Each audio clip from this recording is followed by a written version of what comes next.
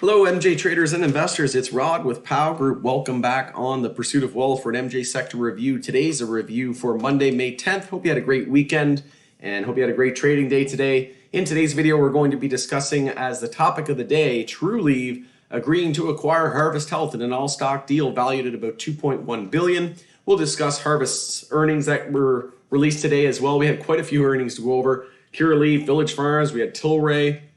To my surprise, actually, let me know in the comments below if you were surprised by that. But I'll put some timestamps in the description below as well. But I did a separate video. You can check that out on Tilray. But essentially, they reported earnings, and you can check that video out for an in-depth analysis and review of those earnings. But essentially, more of the same. Canadian LPs struggling, and the US MSOs continuing to shine and coming in with some stellar numbers. So before we jump in, make sure to smash the like and subscribe to the channel. So we'll go over some news and events before jumping into the US and Canadian MJ sectors and the charts. So Trulieve has reached an agreement to acquire Harvest Health in an all-stock deal valued at about $2.1 billion. Under the terms of the deal, Harvest shareholders will receive 0.1170 of a subordinate voting share of Trulieve for each Harvest subordinate voting share owned.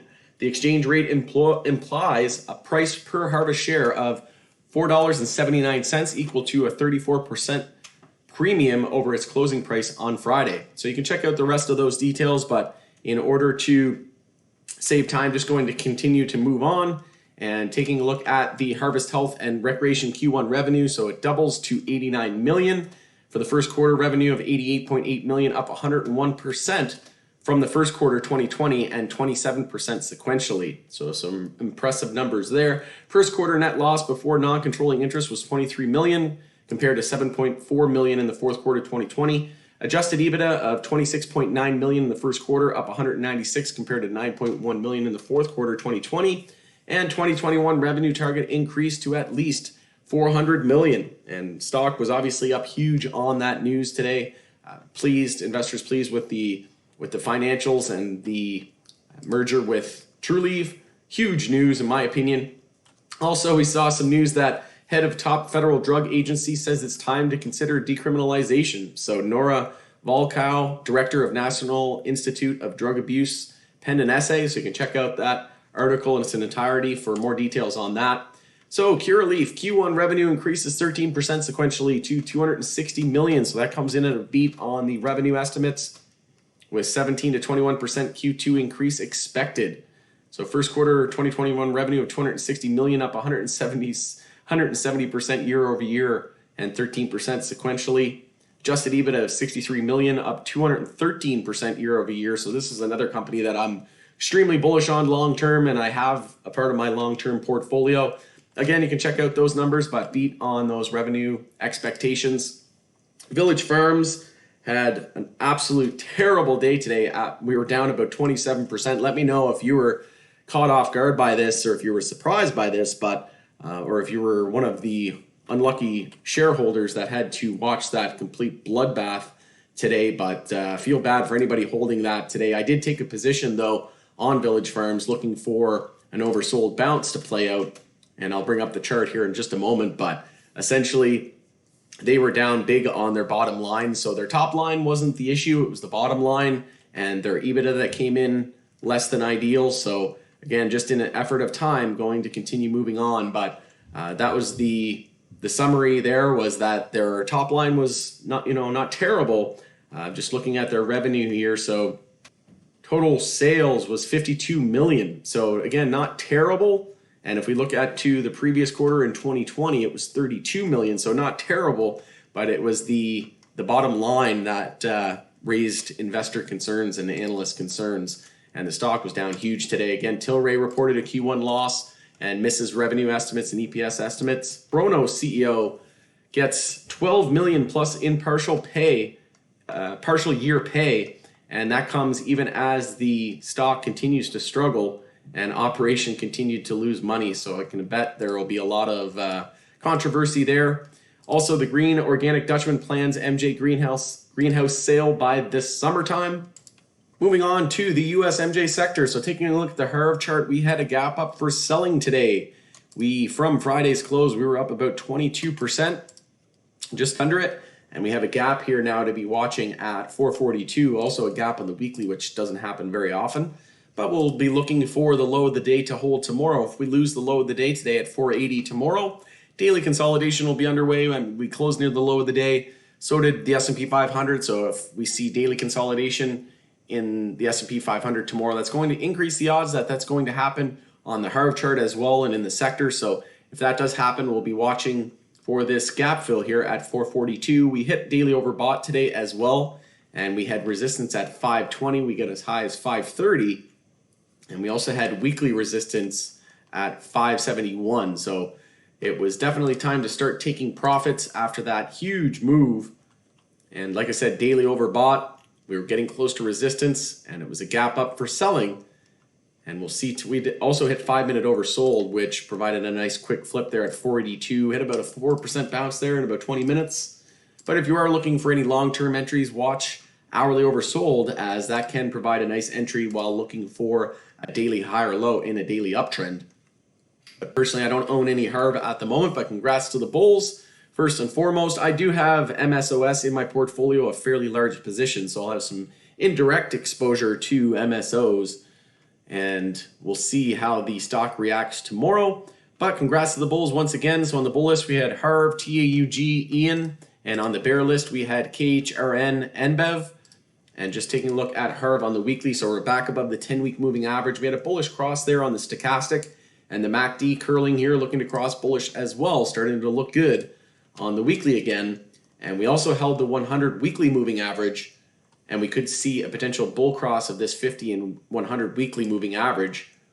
But again, resistance coming up on the weekly at 571. And we're back above all of the daily moving averages as well. And we held the weekly VWAP on that pullback there on the weekly time frame, which was another indication for entries if you were looking for any longer term entries. And stock was down from the recent highs. I mean, we were down to 333, so we're down nearly 50%, over 40%, sitting at about 42% from the recent highs. And let's just take a look at Cura as it had earnings as well. So we close the day today, daily consolidation mode, lost the EMAs, but I would suspect that the stock will respond bullishly here after hours. But if we do break resistance up at 1884, that's going to confirm a daily uptrend. So we'll be watching for a resistance break there at 1884. Taking a look at MSOS. So close near the low of the day. We have some key support coming up at 41.29. So we'll see if that can hold into tomorrow. We held it on the first attempt, and we hit a low today of 41.37. But after those numbers from Trulieve and Harvest Health, we'll see if they can help the sector and see if whether or not we can get a nice green day into tomorrow. So moving on to the Canadian sector, VFF, again, feel bad for anybody that was holding this today through earnings, as it got absolutely slammed. It was down about 28% there at one point. But just want to highlight that on this daily oversold, this bounce, once it does get going, it's going to be a doozy in my opinion, because just take a look at the hourly chart. From the lows here, it's about a 43% bounce from those lows. And we'd still be in a daily downtrend, or an hourly downtrend rather, just looking for an hourly lower high. So I entered here on these extreme conditions. We had RSI on the hourly down to 22. On the 15-minute chart, it was absolutely crushed down to 12 on the RSI. And on the 5-minute, we got down again even lower than that. We're down to about 844. So from the low of the day to the high, we were about a 6% bounce there in about 40 minutes or so. So that provided a nice opportunity. We also had some bullish RSI divergence where the price was trending higher lows and higher highs, and the RSI was trending that direction, and the price was trending lower highs and lower lows. So a nice entry there off that bullish divergence on the RSI. But stock up to 844 here after hours. And again, a lack of resistance there on the daily and the hourly chart. So I'm swinging this overnight tonight, looking for that daily oversold bounce and the hourly oversold bounce to get underway. Let me know in the comments below if you're swinging it. And taking a look at the bull and bear list, we had VFF, PCLO, and OGI. Tilray again had earnings sitting at 14.70. after hours. I don't think most people even clued in that they reported earnings, as it wasn't on mainstream media for the most part. Wonder if that was part of the plan. But on the bull list, we had High Tide, VLNS, and Love. And just taking a look at some of our other LPs. So Tilray still down after hours. SNDL down almost 1% here after hours as well. Hexo down to $7, so down about 3% after hours, and looks like we're going to be potentially starting daily consolidation tomorrow. So we'll be watching support at 617, but holding up, relatively speaking, compared to its peers, holding up relatively well. And daily bull flag target was $8. We got as high as $7.53, and we'll see how long this daily consolidation occurs. And again, whether or not the S&P 500 sees further consolidation into tomorrow is going to have a huge impact. But with that, going to end it there. Should be an interesting day in the markets tomorrow, and we'll see if the Trulieve earnings can help the sector, and whether or not SPY can get a bounce going tomorrow, or whether or not we see further weakness. So make sure to smash the like and subscribe to the channel. Going to end it there. We'll see you tomorrow after market close. Thanks for joining us for another MJ Sector review, and we'll see you on the next one.